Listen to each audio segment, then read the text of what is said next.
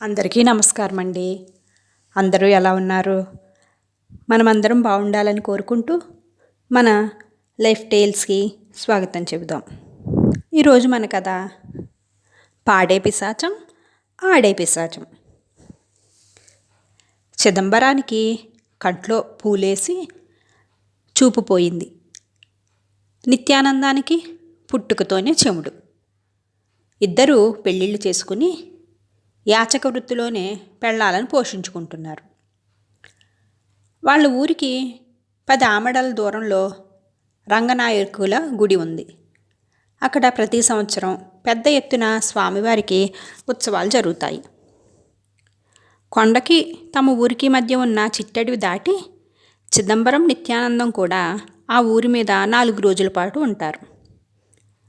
గుడి మెట్ల పక్కన గుడ్డపరుచుకుని కూర్చుంటే సాయంకానికల్లా కాస్త నూకలు మూటగట్టుకోవచ్చని. ఆ ఏడు కూడా వాళ్ళిద్దరూ కూడా తిరునాళ్లలో చెరో 100 రూపాయలు సంపాదించుకుని ఊరికి తిరుగు ప్రయాణం అయ్యారు. అయితే అప్పటికే బాగా చీకటి పడిపోవటం వల్ల చిట్టడవిలో వాళ్ళ ప్రయాణం బాగా సాగలేదు. ఒరే చిదంబరం, మనం కాస్త ముందుగా బయలుదేరవలసింది.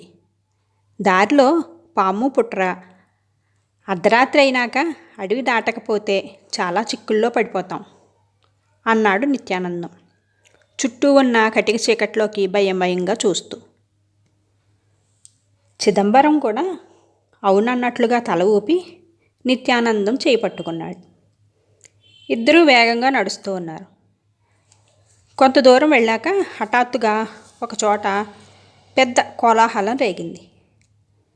చిదంబరం నిత్యానందం చేతిని మరింత గట్టిగా ఒడిసి పట్టుకుని ఏమిటా గొడవ అని అడిగాడు.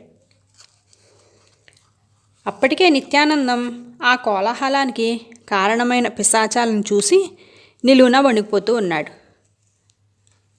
ఒక మగపిశాచి గొంతెత్తి భీకరంగా పాడుతూ ఉంది. ఒక ఆడపిశాచి ఆ పాటకి తగ్గట్లుగా అడుగులు వేస్తూ అడివంతా అదిరిపోయేలాగా నాట్యం చేస్తుంది. అలాగని నిత్యానందం చెప్పగా ఆ సంగతి తెలుసుకున్న చిదంబరం తను కూడా వణికిపోతూ, పొగడ్తలకి పొంగిపోని ప్రాణి ఎక్కడైనా ఉంటుందా? పిశాచాలైనా అంతే కదా అన్నాడు. తరువాత అతడు గట్టిగా చప్పట్లు చరిచి, అద్భుతమైన పాట, కొబ్బరి నీళ్ళల్లో తీపి కలుపుకొని తాగినట్లుగా ఉంది అన్నాడు. ఆ పొగడ్తకి మగపిశాచి పొంగిపోయింది. నిత్యానందం తాను కూడా చప్పట్లు చరిచి, అమోఘమైన నాట్యం, నెమలికైనా నేర్పించడం అసాధ్యం అనిపించేలాగా ఉంది నాట్యం అన్నాడు. ఆడపిశాచి ఆ పొగడ్తకి ఆనందంతో పొంగిపోయింది. అయితే తన పాటని నిత్యానందం మెచ్చుకోకపోయినందుకు కోపగించుకుంది మగపిశాచం. తన నాట్యాన్ని చిదంబరం పొగడలేనందుకు ఆడపిశాచం ఉడికిపోయింది. అది చిదంబరాన్ని, ఆయన పాట తప్ప నా ఆట నిన్ను ఆకర్షించలేదా అని అడిగింది. నీ ఆట, నీ నాట్యాన్ని చూసి ఆనందించే అంత అదృష్టం లేని గుడ్డివాణ్ణి నేను. ఈ క్షణాన్ని చచ్చిపోవాలి అనుకుంటున్నాను అన్నాడు చిదంబరం. మగపిశాచం నిత్యానందాన్ని, ఆవిడ గారి నాట్యం తప్ప నా పాట నీకు ఆనందం కలిగించలేదా అని అడిగింది.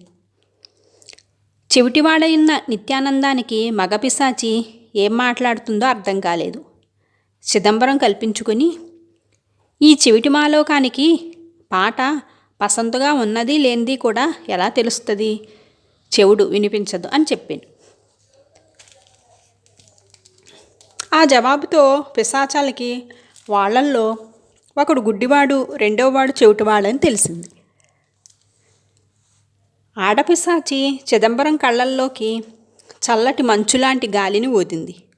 మగపిశాచి నిత్యానందం చెవిలో గోబ అదిరిపోయేలాగా పొలికేక పెట్టింది. అంతే, ఆశ్చర్యం! మరుక్షణమే చిదంబరానికి కళ్ళు కనిపించాయి, నిత్యానందానికి చెవులు వినిపించాయి.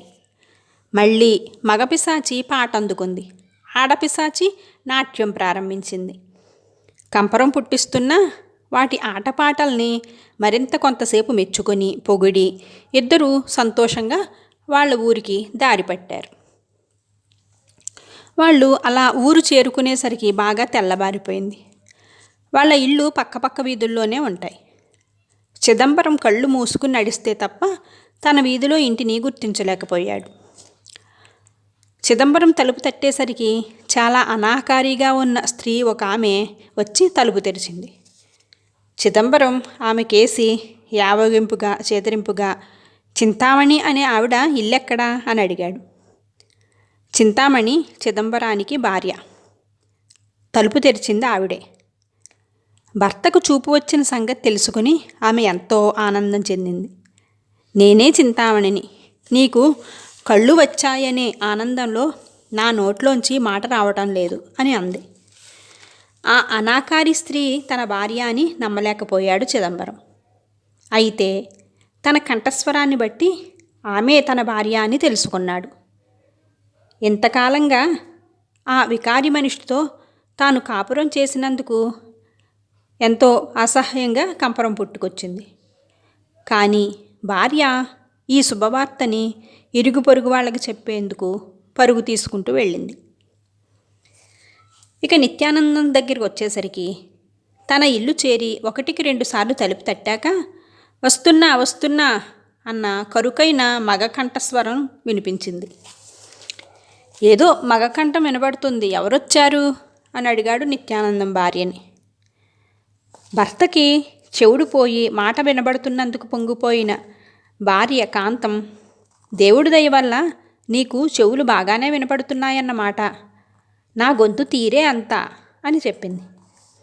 ఆ కంఠస్వరం భరించలేని నిత్యానందం, అలాగా, అయితే అది తరచు వినటం జరిగితే నాకు మళ్ళీ చెవుడొస్తుంది. ఇక నా ముందు ఎప్పుడూ కూడా నువ్వు పెదవి విప్పకు, జాగ్రత్తగా ఉండు అన్నాడు. అతడి భార్య కంట్లో నీళ్లు కక్కుకుంటూ లోపలికి వెళ్ళిపోయింది. ఆ రాత్రి అడవిదారి పట్టిపోతూ ఉన్న నిత్యానందాన్ని దారిలో చిదంబరం కలుసుకున్నాడు. ఇద్దరూ కూడా ఒకరి కష్టాలు ఒకరు చెప్పుకొని పిశాచాలే తమ కష్టాలని తొలగించాలి అని అనుకుంటూ వెళ్ళారు. వాళ్ళు వెళ్ళేసరికి ఈసారి ఆడపిశాచి పాడుతూ ఉంది, మగ పిశాచి ఆడుతూ ఉంది. వాళ్ళని చూస్తూనే అవి ఆటాపాటా గట్టిపెట్టి, మళ్ళీ వచ్చారేంటి, సంగతేంటి అని అడిగాయి. నా భార్య పరమ కురూపి, నేను కాపురం చెయ్యలేను. కంటిచూపు తెప్పించి మీరే ఈ గొడవకి కారణం అయ్యారు, పరిష్కారం కూడా మీరే చెయ్యాలి అన్నాడు చిదంబరం.